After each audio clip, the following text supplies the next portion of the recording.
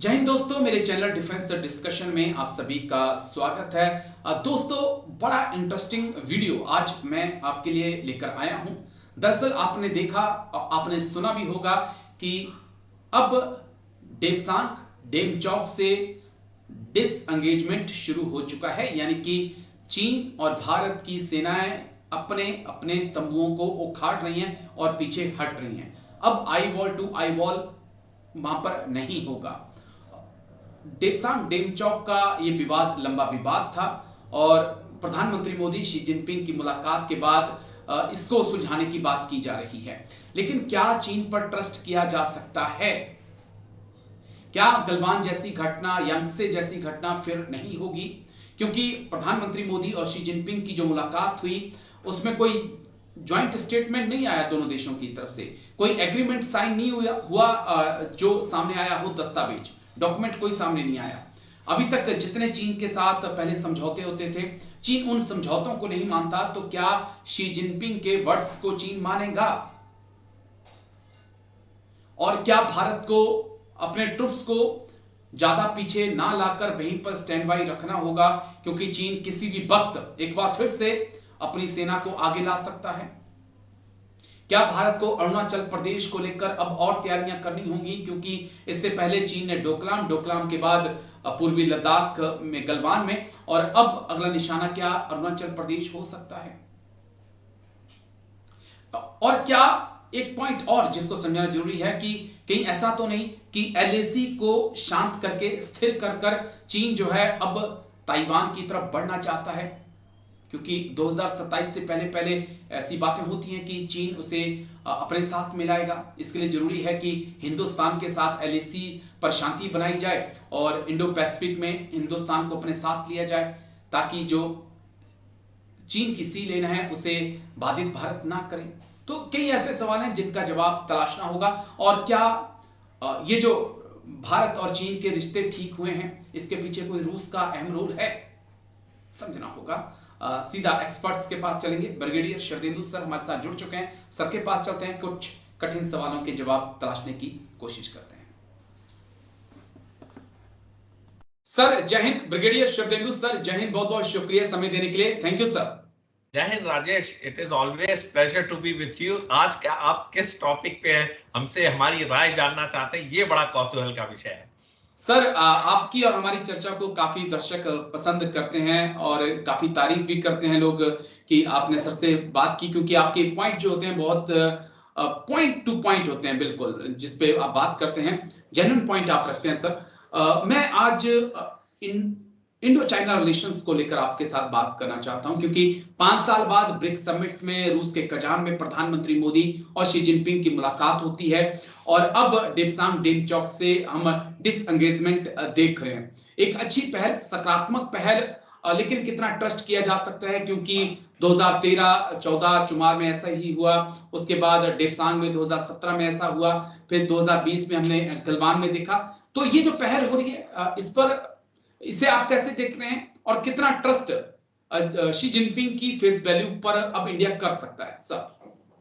देखिए, ये जो डेवलपमेंट हो रहे हैं ये अलग किस्म के डेवलपमेंट, ये इसको मैं बोलता हूँ सडन डेवलपमेंट। ब्रिक्स की मीटिंग हुई 22 से 24 और उसके पहले एक दिन पहले स्टेटमेंट आता है कि हम पेट्रोलिंग कर सकते हैं उन सारे इलाकों में जो कि मई 2020 की पोजीशन थी। और जिस तरीके से डेप्सांग और डेमचौक इलाके में टेंटों को हटाया जा रहा है और जो रिपोर्ट है पेट्रोलिंग शुरू हो रखी है, तो इस तरीके की चीजें वेलकम स्टेप है। एमईईए का एक बहुत बड़ा स्टेप है। मिनिस्ट्री ऑफ एक्सटर्नल अफेयर्स ने एक बहुत बड़ा आइस ब्रेकिंग का काम किया। देखिए, 5 साल से स्टेलमेट चल रहा था, हमारे रिलेशन बड़े स्ट्रेंड थे बॉर्डर डिस्प्यूट को लेके। आपको मालूम है गलवान वैली में किस तरीके का स्क्रमिशेस हुआ, हालांकि उसमें चाइना को बहुत बड़ा लॉस हुआ, लेकिन आज की डेट में जो हो रहा है एक बड़ा वेलकम स्टेप है। देखिए, 2 हेड ऑफ स्टेट ने तो अपनी बातें रख दी।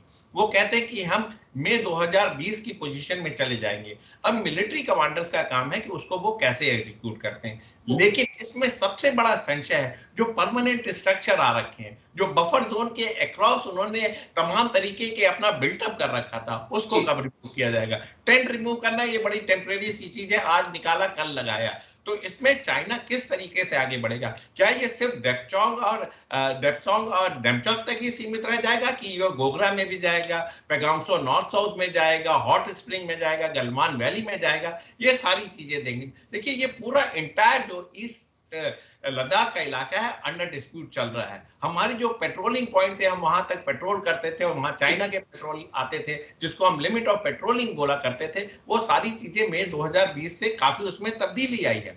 तो अगर इस तरीके की शुरुआत होती है और अब हमें बड़े फूक फूक के स्टेप बाय स्टेप कदम रखना पड़ेगा। ऐसा ना हो कि ये स्टेटमेंट आपके ब्रिक्स सम्मेलन खत्म हुआ और उसके बाद हफ्ते 10 दिन 15 दिन तक कार्रवाई हुई और फिर हम बाद में उसी स्टेलमेट की सिचुएशन में चले जाए। तो ऐसा नहीं होना चाहिए। मेरा मानना है कि इस समय आज की डेट में कोर कमांडर लेवल की मीटिंग जितनी जल्दी से जल्दी हो, लोकल मिलिट्री कमांडर की मीटिंग हो, पॉइंट को तय किया जाए और एक विड्रॉल की प्रोसेस जो है उसको स्टार्ट किया जाए और मई 2020 की सिचुएशन को लागू किया जाए। वेलकम स्टेप है, लेकिन चाइना पे आप विश्वास नहीं कर सकते राजेश। हमने हमेशा धोखा खाया है। जब भी हमने विश्वास किया धोखा खाया और चाइना अपनी कूटनीति द्वारा, मिलिट्री पावर द्वारा कुछ न कुछ ऐसी हरकतें कर देता है कि हिंदुस्तान देखता रह जाता है। यही घटना देख लीजिए, हमारा एमिकेबल सारा कुछ ठीक चल रहा था, लेकिन सडनली उन्होंने अपना क्लेम करना शुरू कर दिया और उनकी क्लेम लाइन हर बार बदलती रहती है। तो इसको क्लोजली मॉनिटर करें। अच्छा स्टेप है मिलिट्री लेवल पे, पॉलिटिकल लेवल पे एंड डिप्लोमेटिक लेवल पे। मैं 2 पॉइंट आपसे और इस पूरे विवाद को लेकर समझना चाहूंगा। डिसएंगेजमेंट की बात हो रही है, लेकिन क्या डी एस्केलेशन, डी इंडक्शन का भी कोई चर्चा होगी? क्योंकि जब तक चीन अपनी फौजों को बैरकों में नहीं भेजेगा, मुझे लगता है तब तक आप अपने ट्रुप्स को पीछे नहीं कर सकते, क्योंकि जो इंफ्रास्ट्रक्चर चीन ने एलएसी पर बना दिया है वो चंद घंटों के अंदर अपने ट्रुप्स को वापस पेंगोंग झील हो, साउथ हो, नॉर्थ हो, गोगरा पोस्ट हो, हॉट स्प्रिंग हो या फिर डेप्सांग डेमचौक को वहां तक पहुंचा सकता है,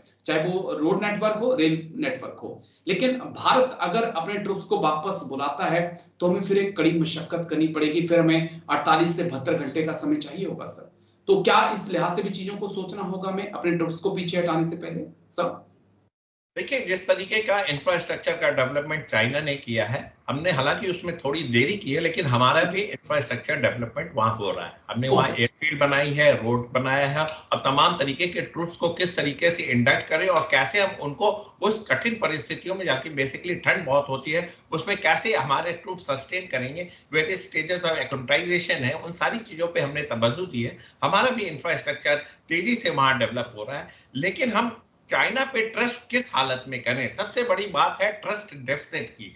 शुरुआत हो सकती है ट्रूप्स का डी एस्केलेशन किस लेवल पे होगा, किस लेवल पे आप अपने हथियारों को वापस ले जाएंगे, किस लेवल पे आपने जो वहां रसद बना रखी, बैरक बना रखे, रोड कंस्ट्रक्शन कर, क्या वो ऐसे खाली पड़ेंगे और ट्रूप्स निकल जाएंगे और भविष्य में क्या आप फिर वहां नहीं आएंगे? और अगर हम वहां से डी इंडक्ट होते हैं और आप डी इंडक्ट होते हैं तो हो सकता है आप आगे आने दिनों में फिर से सरप्राइज करें। तो जब भी एक आज की डेट में राजेश जी ये सिर्फ स्टेटमेंट आया है, मेरा मानना है कि इसको एग्रीमेंट में कन्वर्ट करिए। मेरा मानना है कि अगले बार मिलिट्री लेवल की जो बातचीत होती है उसमें ज्वाइंट स्टेटमेंट दीजिए, पब्लिक में दीजिए, इसको डॉक्यूमेंट करिए और फिर उस पर काम करिए। अगर इस तरीके की चीजें नहीं होती हैं और सिर्फ स्टेटमेंट पे रह जाता है तो सबकी क्लेम लाइन वही है।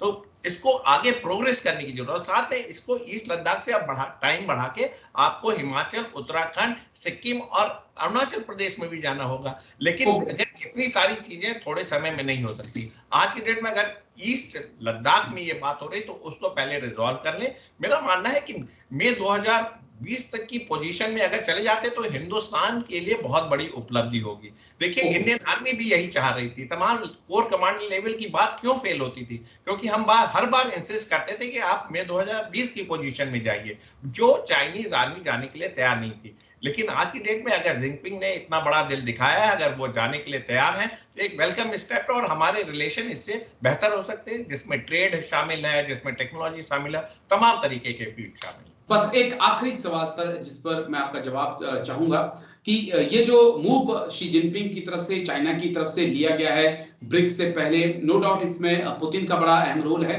लेकिन क्या हम इस लिहाज से भी चीजों को देख सकते हैं कि शी जिनपिंग जिस प्रकार से अब अमेरिका से या जापान, एशियाई नेटो जिसको भी कहने, उसके साथ उलझ रहे हैं या ताइवान की तरफ बढ़ना चाहते हैं, तो वो क्या भारत के साथ लगती सीमा को शांत रखने की एक कोशिश कर रहे हैं ताकि इस तरफ शांति रहे, तो वो ताइवान की तरफ एक अग्रेसिव रुख जो है दिखा सकें, उस लिहाज से चीजों को देखा जाए या नहीं सर?